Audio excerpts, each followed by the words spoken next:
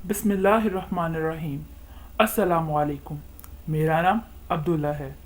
हमने profit stories की series start की थी। आज इस सीरीज़ में जिन प्रॉफिट की हम कहानी सुनाएंगे वो हैं हज़रत स्वालेह अलैहिस्सलाम। बहुत पहले समूद नाम का एक कबीला था। वो कौम आद के बाद ज़िंदा रहे।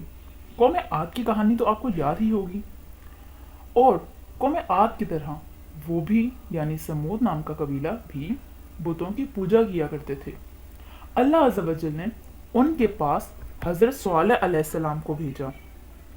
हज़रत स्वालेह अलैहिस्सलाम ने उन लोगों को सिर्फ अल्लाह अज़्ज़ व जल की इबादत करने, उसके साथ किसी को शरीक ना ठहराने और बुतों की मजम्मत करने की दावत दी।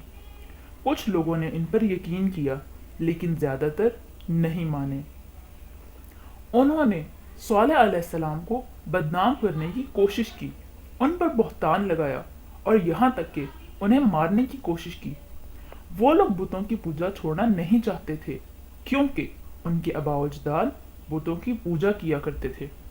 कौम समूद ने स्वालेह अलैहिस्सलाम से मुतालबा किया कि वो अपने दावत को साबित करने के लिए कोई सबूत पेश करें या कोई मौजज़ा पेश करें, जैसा कि पुराने पैगंबर किया करते थे। अल्लाह ताला ने कौम समूद की तरफ एक ऊँटनी बतौर निशानी भेजी। स्वालेह अलैहिस्सलाम ने लोगों को खबरदार किया कि इस ऊँटनी को नुकसान ना पहुंचाएं, वरना अल्लाह अज़्ज़ व जल की तरफ से उन्हें अजाब दिया जाएगा। ऊँटनी इस इलाके में घूमती और उनका पानी पीती। ऊँटनी इतना दूध देती थी कि सब उसे इत्मीनान से पिया करते थे। अल्लाह सुब्हानहू व तआला ने ऊँटनी को कौम समूद की आजमाइश के तौर पर भेजा था।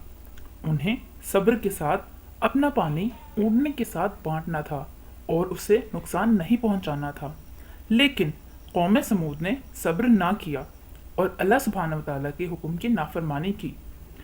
उन्होंने ऊँटनी को मारने का फैसला किया ताकि वो अपने लिए ज़्यादा पानी जमा कर सकें। वो ऊँटनी का इंतज़ार करने लगे और जब ऊँटनी पानी पीने वाले इलाके से बाहर आई तो उसे मार डाला। उन्होंने हज़रत स्वालेह अलैहिस्सलाम को चैलेंज किया कि अगर वो सच्चे हैं तो अल्लाह अज़्ज़ व जल का अजाब ले आएं। अल्लाह सुब्हानहू व तआला ने अहले ईमान को अपने अजाब से बचा लिया और काफिर समूद कौम को उनके तकब्बुर और नाफरमानी की वजह से हलाक कर दिया। एक दिन आसमान से एक ज़ोरदार धमाका हुआ और उनको अपनी लपेट में ले लिया और ज़लज़ले ने उन्हें हलाक कर दिया। सब मर गए और हर हरकत रुक गई। वहाँ कोई शोर बाकी ना रहा। कौम समूद का किस्सा हमारे लिए अल्लाह अज़्ज़ व जल की अताअत और सिर्फ उसी की इबादत करने की एक बड़ी निशानी है, क्योंकि माजी की कौमें उनके अपने गुनाहों की वजह से तबाह बर्बाद हो गईं। हमें इस कहानी से सीखने को क्या मिलता है? अपनी अपनी राय का इजहार कमेंट बॉक्स में लाजमी करें।